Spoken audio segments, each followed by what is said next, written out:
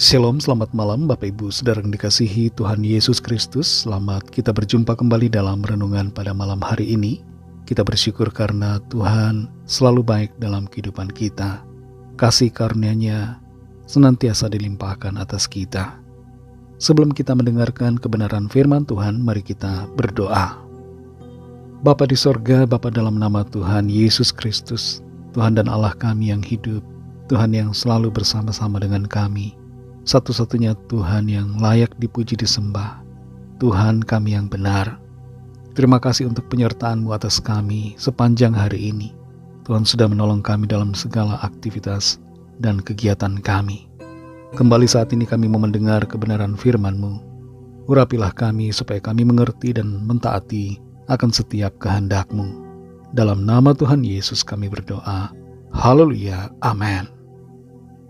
Saudara yang dikasih Tuhan, ayat firman Tuhan saat ini terdapat dalam surat Yakobus pasal 4 ayat 7-8. Tertulis demikian. Karena itu tunduklah kepada Allah dan lawanlah iblis, maka ia akan lari daripadamu. Mendekatlah kepada Allah dan ia akan mendekat kepadamu. Tahirkanlah tanganmu, hai kamu orang-orang berdosa, dan sucikanlah hatimu, hai kamu yang mendua hati.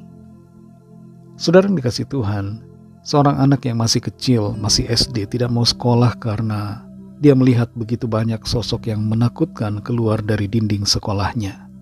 Sosok-sosok itu mengintimidasi dirinya. Ibu dari anak ini menelpon dan kami berdoa bersama, meminta pertolongan Tuhan. Oleh kuasa Tuhan Yesus, anak ini dilepaskan dari semua gangguan roh jahat dan ia tidak lagi melihat ataupun diganggu oleh setan-setan. Kalau kita membaca Alkitab dengan seksama, dengan benar-benar teliti, kita akan melihat bahwa firman Tuhan telah menyatakan akan eksistensi iblis.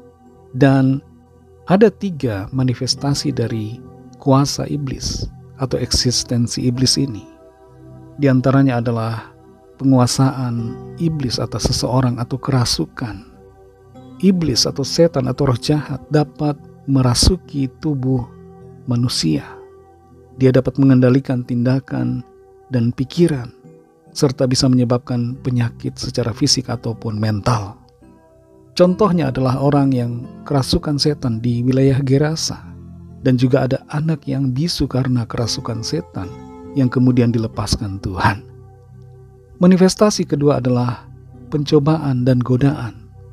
Orang yang percaya, orang beriman bisa dicobai dan bisa digoda oleh iblis dengan tujuan untuk menjatuhkan ke dalam dosa.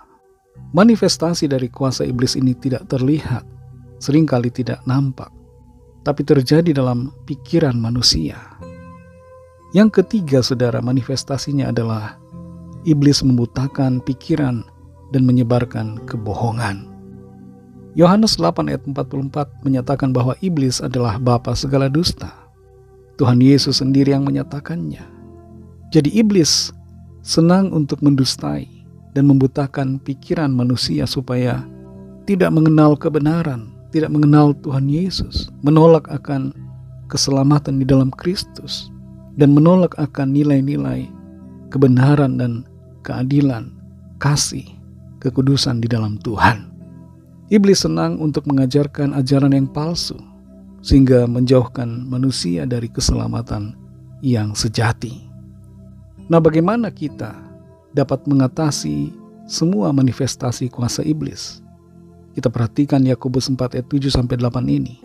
Karena itu tunduklah kepada Allah dan lawanlah iblis, maka ia akan lari daripadamu. Mendekatlah kepada Allah dan ia akan mendekat kepadamu. Tahirkanlah tanganmu, hai kamu orang-orang berdosa, dan sucikanlah hatimu, hai kamu yang mendua hati. Untuk melawan iblis dan melawan setiap manifestasi kuasanya, kita harus tunduk kepada Allah, tunduk kepada pribadinya, tunduk kepada Kristus Yesus Tuhan dan Allah kita. Tunduk di sini berarti percaya dan taat melakukan firman Tuhan. Selain tunduk kepada Tuhan, kita harus melawan iblis. Jangan sampai kita tunduk kepada Tuhan tapi kita juga kompromi dengan iblis, kompromi dengan dosa, kompromi dengan ketidakbenaran. Kalau kita kompromi dengan iblis, itu artinya kita membuka kesempatan, memberikan celah buat iblis untuk masuk dalam kehidupan kita. Pakai seluruh perlengkapan senjata Allah.